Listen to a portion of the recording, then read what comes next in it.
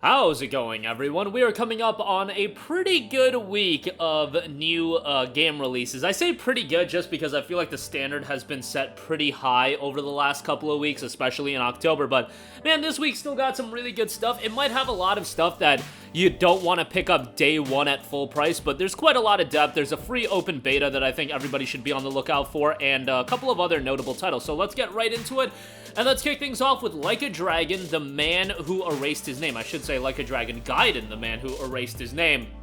Is very much a bridge the gap style of game from Yakuza Like a Dragon into Like a Dragon Infinite Wealth, bringing Kazuma Kiryu back into the fray. Erase your past to protect your future. Once a legendary Yakuza, Kazuma Kiryu faked his own death and abandoned his name for the sake of protecting his family. Now he is thrust into conflict by a mysterious figure attempting to drive him out of hiding. The game notes, under the codename, Kiryu embarks on a gripping action narrative with bone-shattering combat and vibrant locations filled with exciting characters and activities. Obviously, this one is coming at you with the over-the-top combat that Yakuza is known for. Dynamically switch between the Yakuza and agent fighting styles in visceral melee combat, with the Yakuza style strike fear into enemies by unleashing wildly aggressive moves powered by Kiryu's unparalleled strength and flair, or up the ante with the agent style by delivering blows with absolute speed and precision while using an array of high-tech gadgets like electrified bind wires to stun enemies, then send them flying as well. Now, bear in mind, this is a $50 title. It is going to be not as expansive as a game as some of the other titles in the franchise, but still, it's going to offer that Yakuza fun a lot of you guys know. Now, don't get into this game if you haven't played the other titles, especially, if you haven't played Yakuza 0, Kiwami 2, if you haven't played even Like a Dragon, I would say, avoid this for now.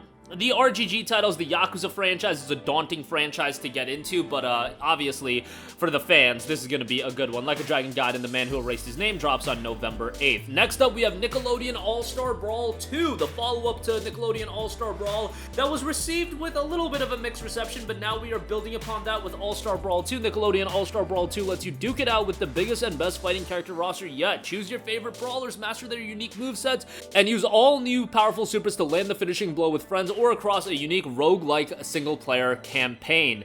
Choose your favorite brawlers, master their unique moveset, and use the Super's new single-player campaign. Put your skills to the test as you fight to stop Danny Phantom archvillain Vlad Plasmus from taking over the Nickelodeon universe. All new gameplay, new and revamped visuals meets audio, animations, mode, stage mechanics, taunt, and movesets for all levels of play. Cinematic supers, power up your fighters with incredible new animated supers to deal devastating blows to your opponents. Nickelodeon All-Star Brawl 2 will be out November the 7th. Don't expect something at the quality level of Smash here, but if you're a fan of the characters and you want some quirky multiplayer fun, this is going to be a good one.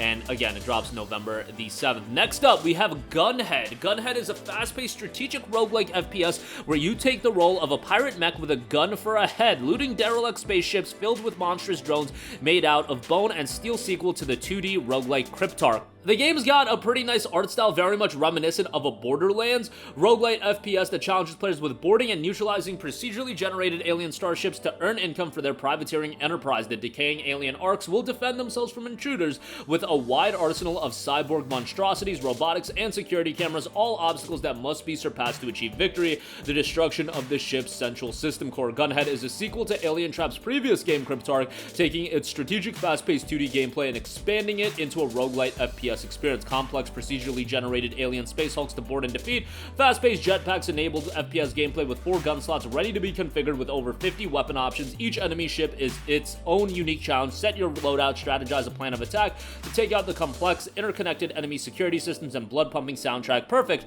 for intense firefights. GUNHEAD is out on November the 8th.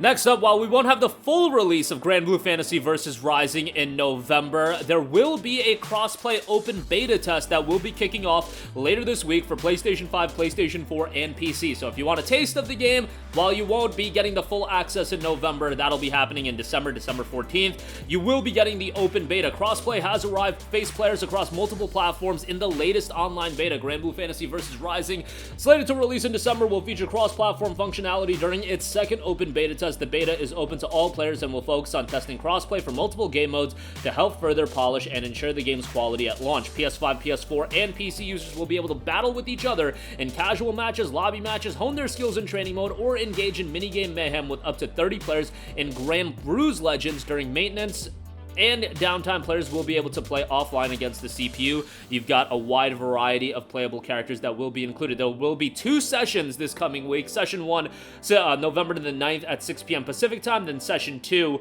will be November 11th at 11 p.m. Pacific time. They'll be lasting for about a day each, so be on the lookout for that if you are interested in checking it out. Next up, we have Dungeons 4. The absolute evil and its trusted servant, the Dark Elf, returned in Dungeons 4 after the events of its fabulous predecessor to bring about their triumph over the forces of good once more. A strategy RTS title more akin to the PC audience, but it will be coming to PlayStation from Calypso Media on November 9th. Next up, we have the Shoot 'em Up in Devil Engine, a last-ditch effort to destroy what was once to be our savior, a final mission to eliminate a disastrous future, a single ship against Earth's entire military. It's the only hope to defeat the Devil Engine. The game was received fairly well on PC, only 98 Steam user reviews, but 88% of those were positive. A shoot 'em up to check out. Use 3 shot types with unique bombs, build a point multiplying combo, compete across 8 game modes for score supremacy, and leave a wave of carnage across 6 incredibly detailed stages as well. Devil Engine is scheduled for release later this week.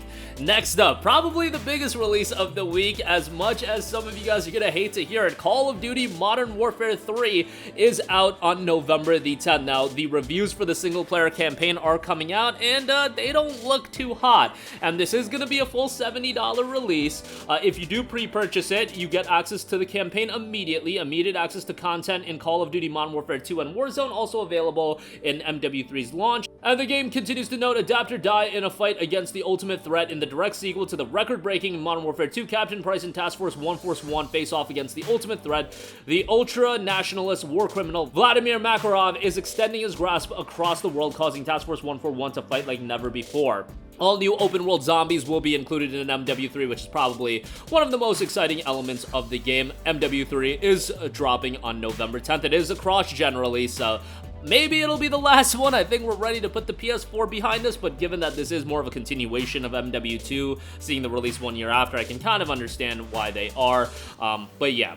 Next up, we have Tales of Arise Beyond the Dawn, the major expansion to Tales of Arise, which is a game that I don't think a lot of us saw us getting more content of. They kind of told a satisfying story with Tales of Arise, but given the success of that game, the commercial reception, now we have the large-scale expansion Beyond the Dawn. After the battle for the fate of 2 worlds, Alphen and his party meet a young girl named Nazamil, who is the daughter of a Renin Lord and a Danon. Will the 6 be able to change the fate of the girl who will eventually fall under the curse of the mass, explore the world again with party members who are bounded together by a strong bond?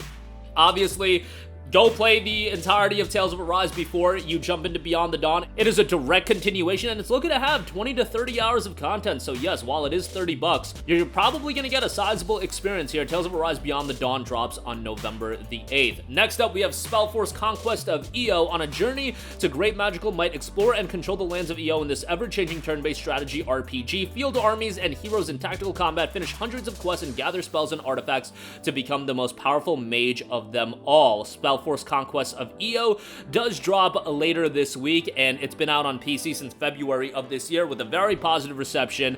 80% of the 1,200 reviews have been positive. And lastly, we have the Invincible. Rethink humans' dominion in the Invincible, a story-driven adventure set in a hard sci-fi world. Discover planet Regis 3 as scientist Yasna, use atom punk tools looking for a missing crew, and face unforeseen threats, make choices in a philosophical story that's driven by science. Game's got a great art style. If you're into futuristic exploration games, something to check out here. The Invincible drops on November the 6th. And that's gonna do it for me. Again, as far as this week goes, yeah, some of the weeks in October were better, but there's quite a lot of depth. Even if you don't think MW3 is gonna be your cup of tea, I think you know whether or not you're gonna pick that up. That is a gigantic release. Like a Dragon Gaiden, you've got the Granblue open beta that's gonna be available for free, so stuff to check out this week. That'll do it for me. Sound off with all of your thoughts in the comment section down below. Thank you for watching, and goodbye. Hey guys, we hope you enjoyed the video, and if you did, make sure to hit the subscribe button, and if you're already subscribed, do us a favor and hit the bell icon. This way you'll be notified whenever we post a new video. That's the best way to keep up with all of our uploads, and we usually try to upload 2 videos a day. And with the bell icon hit, you'll be notified whenever we do upload a video. As always, thanks for watching.